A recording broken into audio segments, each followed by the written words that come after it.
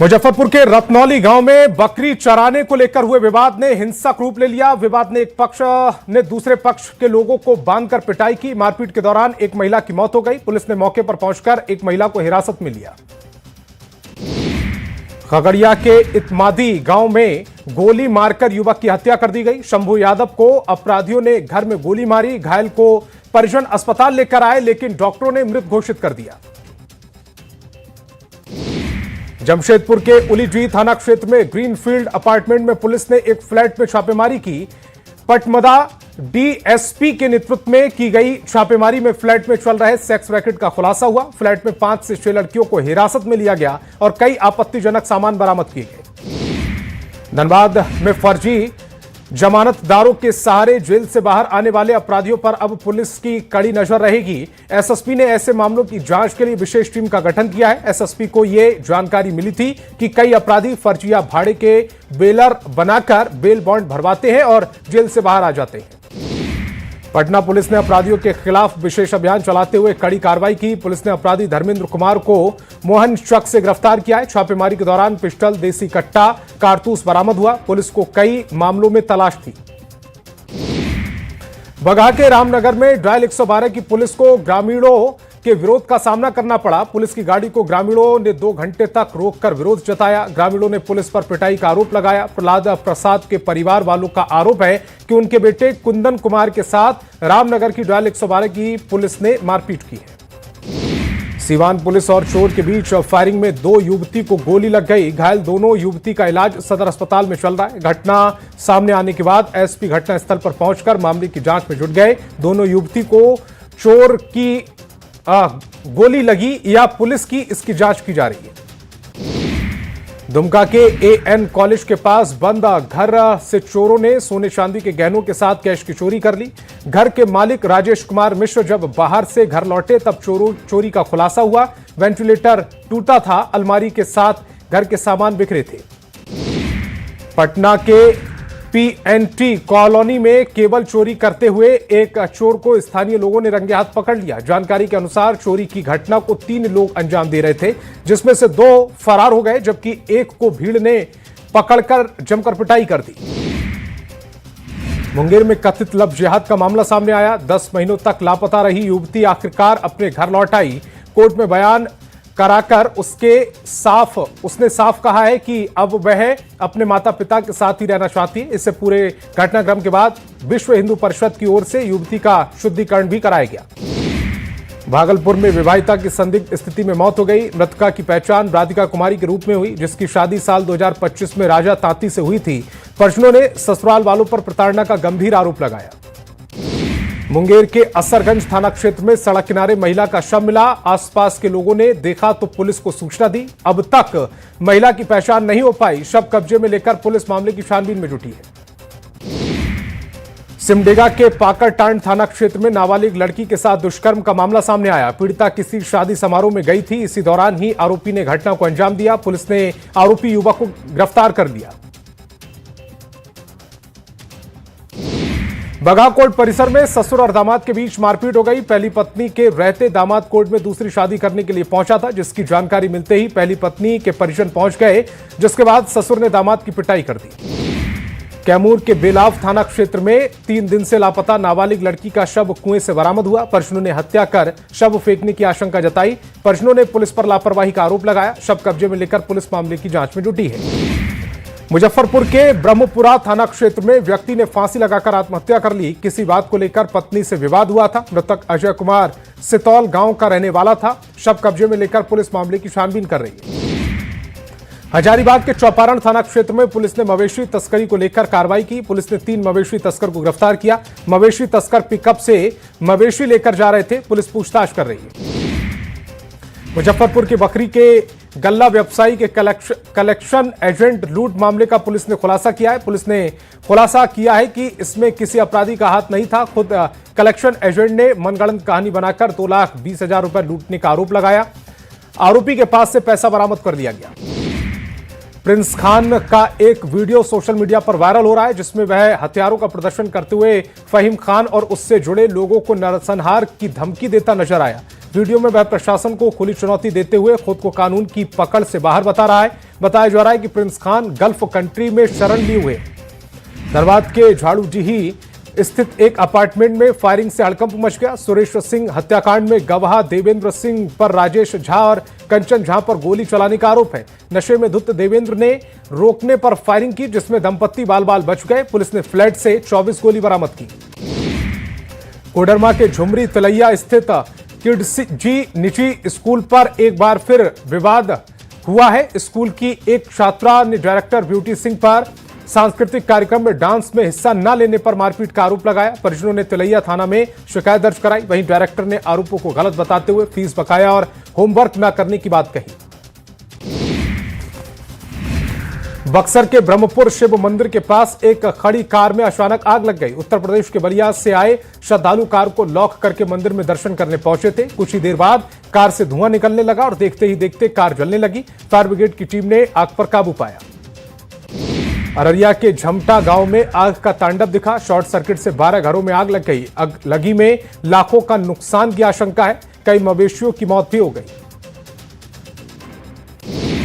सीतामढ़ी के जहीहट गांव के पास पिकअप वैन से लड़के को रौंद दिया है। हादसे के बाद मछली लोड वैन पलट गई। घायल की मदद के बदले भीड़ मछली लूटने में लगी रही। हादसे में घायल गोलू कुमार की मौत हो गई। गोपालगंज में बालू लदा ट्रेलर ट्रक ने बाइक सवार को युवक को कुचल दिया। हादसे में दोनों की मौके पर ही मौत हो गई। घटना विजयपुर थाना क्षेत्र के रानीपुर गांव की है। मृतक यूपी के देवरिया जिले के मेहरौरा के रहने वाले पंकज पासवान और आकाश कुशवाहा थे। पूर्णिया के मरंगा थाना क्षेत्र में ओवरलोड ट्रक कार पर पलट गया। राहत की बात यह रही कि हादसे के समय कार में कोई नहीं था। हादसे से कुछ देर पहले ही कार सवार उतरे थे। पुलिस ने ट्रक को जब्त कर लिया। रोहतास के शिवसागर स्टेशन के पास ट्रेन से गिरकर यात्री की मौत हो गई। मृतक बंदी खडिया गुमला जिले के सोगरा गांव का रहने वाला था। मृतक दिल्ली से लौट रहा था। वह ट्रेन में बाथरूम की ओर गया और गिर गया। आरएलएम के 3 बागी विधायकों ने नितिन नवीन के आवास पर पहुंचकर मुलाकात की। उपेंद्र कुशवाहा से नाराज होकर विधायक बागी हुए। बागी विधायक अलग गुट बनाने की तैयारी में हैं। आपको बता दें कि कुशवाहा के बेटे के मंत्री बनने के बाद तीनों विधायक नाराज हैं। बिहार में सरकारी डॉक्टर के प्राइवेट प्रैक्टिस पर रोक लगा दी गई। समृद्धि यात्रा के दौरान सीएम नीतीश कुमार ने इसका ऐलान किया। प्राइवेट प्रैक्टिस पर रोक लगाने के बाद सरकारी अस्पतालों में मरीजों को कोई परेशानी ना हो। सरकारी अस्पताल में लगे डॉक्टर अब अपना पूरा समय अस्पताल में मरीजों के इलाज में लगाएंगे। बीजेपी के राष्ट्रीय अध्यक्ष के चुनाव को लेकर अधिसूचना जारी कर दी गई। 19 जनवरी को नामांकन होगा। 19 जनवरी को ही नितिन नवीन भी नामांकन करेंगे। 20 जनवरी को नए अध्यक्ष के नाम पर औपचारिक ऐलान किया जाएगा। फिलहाल नितिन नवीन को बीजेपी ने पार्टी का कार्यकारी अध्यक्ष चुना है। बेतिया में सीएम नीतीश कुमार ने बड़ा ऐलान किया है। जातीय गणना में गरीबी रेखा के नीचे पाए गए 94 लाख परिवारों को आर्थिक मदद मिलेगी। रोजगार से जोड़ने के लिए 2-2 लाख रुपए दिए जाएंगे। पटना में तेजस्वी यादव ने आरजेडी सांसदों के साथ बैठक की। इस बैठक में लोकसभा और राज्यसभा के सांसद मौजूद थे। आरजेडी से मिली जानकारी के मुताबिक तेजस्वी यादव ने अपने सांसदों से बातचीत के दौरान संगठन और पार्टी को मजबूत करने पर चर्चा की। तेजस्वी यादव की बैठक पर बहन रोहिणी आचार्य ने तंज कसा। एक्स पर पोस्ट कर लिखा कि समीक्षा का दिखावा करने से ज्यादा जरूरी जिम्मेदारी लेना है। गिद्धों को पहचानना है, तभी समीक्षा सार्थक होगी। जमशेदपुर में कारोबारी देवांग गांधी के बेटे कैरब गांधी की 3 दिनों से गुमशुदगी का मामला तूल पकड़ता जा रहा है। इसी कड़ी में रक्षा राज्य मंत्री संजय सेठ कैरब गांधी के आवास पहुंचे। जहानाबाद की मेडिकल छात्रा की मौत के बाद पुलिस की जांच थ्योरी पर सवाल उठ रहे हैं। पीड़ित परिवार को इंसाफ दिलाने की मांग उठने लगी है। ऐसे में जनसुराज के संयोजक प्रशांत किशोर भी पीड़ित परिवार से मिलने पहुंचे। छात्रा की मां से प्रशांत किशोर ने बात की और पूरी घटना की जानकारी दी। मुख्यमंत्री नीतीश कुमार बेतिया में करोड़ों की योजनाओं की सौगात दी, जिसमें 153 करोड़ की 125 योजनाओं का शिलान्यास और 29 करोड़ की 36 योजनाओं का उद्घाटन किया। मुख्यमंत्री ने इस दौरान जीविका दीदियों से संवाद किया। कृषि प्रदर्शनी का भी उद्घाटन किया गया। मुख्यमंत्री नीतीश कुमार ने अपनी समृद्धि यात्रा के पहले दिन बेतिया में बिहार के पहले बायो गैस प्लांट का उद्घाटन किया। ये प्लांट इसी महीने से काम करना शुरू कर देगा। इस बायोगैस प्लांट के शुरू होने से बायो सीएनजी के साथ ही बायो डीएपी का उत्पादन भी होगा, जिससे किसानों को जैविक खाद के लिए गाड़ी चलाने के लिए ईंधन भी मिलेगा। झारखंड में आने वाले बजट सत्र से पहले सरकार ने अगवा दिशोम बजट को लेकर व्यापक मंथन शुरू किया है। इसी कड़ी में झारखंड मंत्रालय में बजट पूर्व गोष्ठी का आयोजन किया गया। 15 और 16 जनवरी को आयोजित गोष्ठी में समाज के हर वर्ग से सुझाव और राय ली गई। गोष्ठी में वित्त मंत्री राधाकृष्ण किशोर मौजूद रहे। बख्तियारपुर में शनिवार को मुख्यमंत्री नीतीश कुमार ने आने की संभावना है। इसी को लेकर तैयारियां तेज कर दी गई। मुख्यमंत्री स्वतंत्रता सेनानियों की स्मृति में आयोजित राज्य के सम्मान कार्यक्रम में भाग लेंगे। करनौती के हेलीपैड का निर्माण कार्य तेजी से चल रहा है। मुख्यमंत्री नीतीश कुमार समृद्धि यात्रा के दौरान 17 जनवरी को मोतिहारी पहुंचेंगे। महिला ITI सेंटर ऑफ एक्सीलेंस समेत 15 स्टॉलों का जायजा लेंगे। इसके बाद ही वे मोतिहारी के ऐतिहासिक गांधी मैदान में जनसंवाद कार्यक्रम को संबोधित करेंगे। सीएम के आगमन को लेकर तैयारियां पूरी कर ली गई। मुख्यमंत्री नीतीश कुमार की समृद्धि यात्रा को लेकर बेतिया सांसद बेहद उत्साहित दिखे। उन्होंने कहा कि समृद्धि यात्रा की शुरुआत बेतिया ही नहीं पूरे चंपारण को बदल देगा। साथ ही उन्होंने मंच से नीतीश कुमार के लालू राबड़ी कार्यकाल पर हमला बोलने का भी स्वागत किया। ईडी के खिलाफ केस दर्ज करने वाले संतोष कुमार को वीवीआईपी सुरक्षा दी जा रही है। पेयजल विभाग में गबन के आरोपी के घर के बाहर पुलिस बल की तैनाती की गई। पेयजल विभाग के अनुबंधन कर्मी संतोष पर 23 करोड़ गबन करने का आरोप है। चुटिया थाना क्षेत्र के ज्वक्की कंपाउंड स्थित संतोष के घर के बाहर पुलिस के जवान तैनात हैं। बीएमसी चुनाव में बीजेपी की जीत पर बिहार सरकार के मंत्री दिलीप जायसवाल का बड़ा बयान आया। मंत्री दिलीप जायसवाल ने कहा कि क्षेत्रवाद और भाषावाद को लेकर जो समाज में नफरत फैलाते हैं उनको जनता से जवाब मिल गया। डीएमके सांसद दयानिधि मारन के बयान पर जोरदार पलटवार किया। बीजेपी के राष्ट्रीय कार्यकारी अध्यक्ष नितिन नवीन ने पटना में दही चूड़ा भोज का आयोजन किया। नितिन नवीन ने दही चूड़ा भोज पटना न्यू क्लब में आयोजित किया। भोज में एनडीए के नेता मौजूद रहे। इस मौके पर बड़ी संख्या में नेता और कार्यकर्ता शामिल हुए। भागलपुर के महेशपुर की रहने वाली 2 छात्रा सोनाक्षी और जिया 8 तारीख से गायब है, जिनको लेकर थाने में मामला दर्ज कर लिया गया। वहीं न्यूज 18 पर खबर लगातार दिखाए जाने के बाद अब पुलिस की जांच शुरू हो चुकी है। वहीं दोनों छात्रों की सकुशल बरामदगी को लेकर प्रार्थना का दौर भी जारी है। रांची में पुलिस और ईडी के बीच विवाद पर हाईकोर्ट में सुनवाई हुई। 9 फरवरी को अगली सुनवाई तक हाईकोर्ट ने रांची पुलिस जांच पर रोक लगा दी है। ईडी ऑफिस की सुरक्षा पैरामिलिट्री के हवाले कर दी गई। पूरे मामले में राज्य सरकार को 7 दिन और संतोष कुमार से 10 दिन में जवाब मांगा गया है। झारखंड के सभी प्रज्ञा केंद्र संचालक हड़ताल पर हैं। रांची के नागा बाबा खटाल में हड़ताल पर हजारों की संख्या में संचालक इकट्ठा हुए। राज्य सरकार और कंपनी के खिलाफ नारेबाजी की। आरोप लगाए कि हम लोग सरकार को का कार्य तो कर रहे हैं, लेकिन सरकार हमें हमारा हक नहीं दे रही।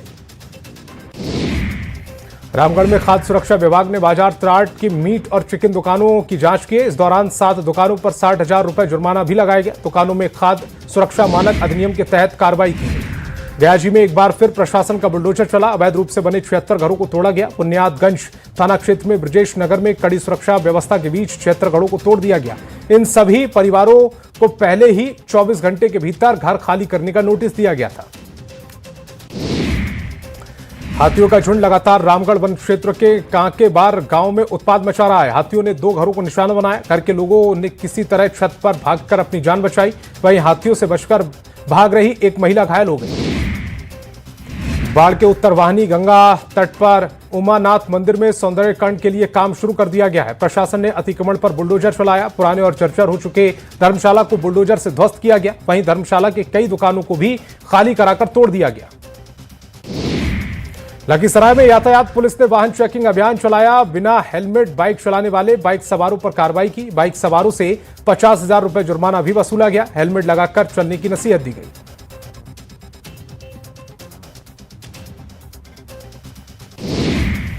जमशेदपुर के बागबेड़ा थाना क्षेत्र में रेलवे ने अतिक्रमण हटाओ अभियान चलाया। 17 से अधिक बड़े दुकान और कांग्रेस कार्यालय को हटाया गया। इस दौरान बड़ी संख्या में पुलिस बल मौजूद रहा।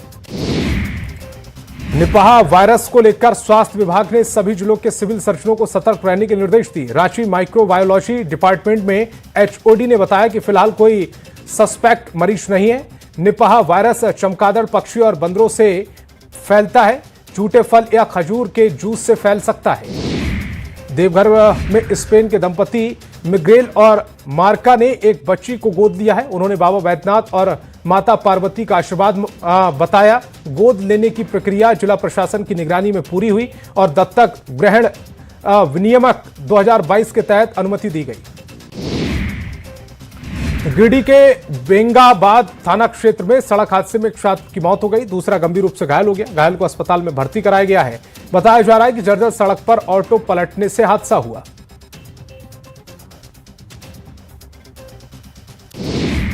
गोपालगंज के डुमरिया रिवर फ्रंट के पास कार में अचानक आग लग गई। देखते ही देखते कार पूरी तरह से जलकर खाक हो गई। कार से एक परिवार मकर संक्रांति पर नारायणी नदी में नहाने गया था। राहत की बात रही कि हादसे के दौरान कार में कोई मौजूद नहीं था।